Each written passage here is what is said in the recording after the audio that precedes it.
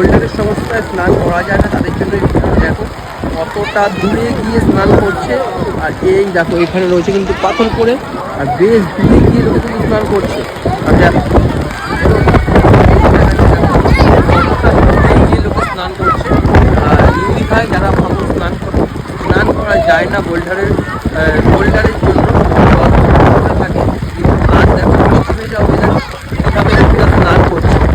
আর বেশ দূরে রয়েছে সমুদ্র, আর এখানে দেখো বোল্ডার কিন্তু এইভাবে পড়ে আছে। আর দূরে গিয়ে লোক কিন্তু স্নান করছে। আর এটা হচ্ছে দীঘার সমুদ্র সাইকেল।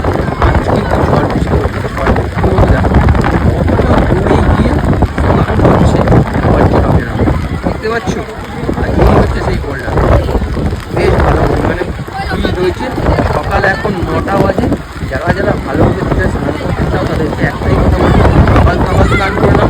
8:30, 9টা, 9টা এরকম সময় স্নান করে নাও, তাহলে কিন্তু বেশ ভালোভাবে তোমরা স্নান করতে পারবে। দেখো এখানে রয়েছে বোল্ডার, আর দেখো কোথায় রয়েছে, দেখো জল কোথায়, সমুদ্র। এটাকে একটাই কথা বলবো, যারা স্নান করতে চাও দীঘায় ভালোভাবে তারা কিন্তু সকাল স্নান করে নিও।